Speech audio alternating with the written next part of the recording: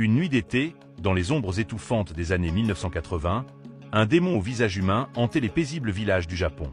Cet être, connu sous le nom de Tsutomu Miyazaki, n'était pas simplement un homme. Il était une abomination cachée derrière une façade banale, un esprit tordu nourri par l'obscurité de son âme et les obsessions les plus macabres. Dans les bois autour de Saitama et Tokyo, les habitants commençaient à murmurer des histoires terrifiantes. Des enfants disparaissaient sans laisser de traces, comme si une ombre vivante les avait avalés. Les parents barricadaient leurs portes, craignant ce prédateur invisible.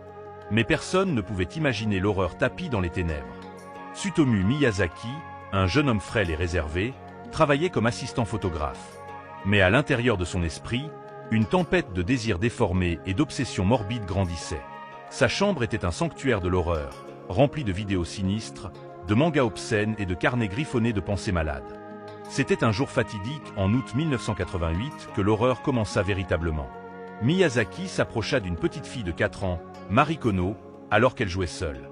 Il lui proposa une balade en voiture, mais ce trajet devint son dernier. Miyazaki l'emmena dans les bois et y commença son rituel macabre. L'innocence de l'enfant fut brisée dans l'obscurité, et lorsqu'il en eut fini, il la tua froidement.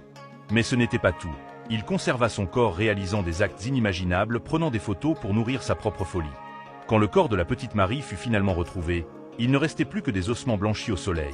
Miyazaki avait brûlé son corps et envoyé les cendres et des restes à sa famille, accompagnée d'une lettre monstrueuse écrite dans un ton effroyablement calme et détaché.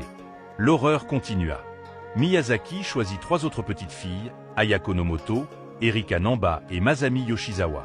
Il les attira de la même manière, leur infligeant des souffrances indescriptibles. À chaque fois, il se rapprochait davantage de l'abîme, se nourrissant de la peur et de la mort comme une bête enragée. Mais Miyazaki ne se contentait pas de tuer. Il prenait plaisir à jouer avec les familles des victimes, envoyant des lettres cruelles, signant parfois sous le nom de Ra-Homme, une appellation sinistre et énigmatique. Il les tourmentait, les poussant à l'effondrement psychologique. En juillet 1989, l'ombre malfaisante finit par être capturée. Miyazaki fut surpris par un père en colère alors qu'il tentait d'attirer une jeune fille dans un endroit isolé. Lorsqu'il fut arrêté, la police découvrit l'antre de e-horreur.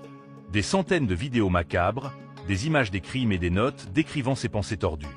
Son sourire froid et ses yeux vides glacèrent les enquêteurs. Au cours de son procès, Miyazaki tenta de plaider la folie. Il prétendit qu'une entité démoniaque avait pris possession de lui, mais le tribunal ne fut pas dupe.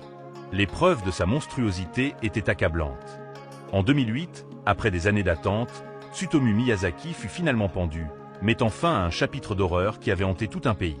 Même aujourd'hui, l'histoire de Tsutomu Miyazaki persiste comme un avertissement dans l'obscurité. On raconte que, dans les nuits les plus silencieuses, on peut encore sentir sa présence, un murmure de folie, un frisson glacé sur la nuque, comme si l'ombre du Ra-Homme rôdait toujours, cherchant une nouvelle proie.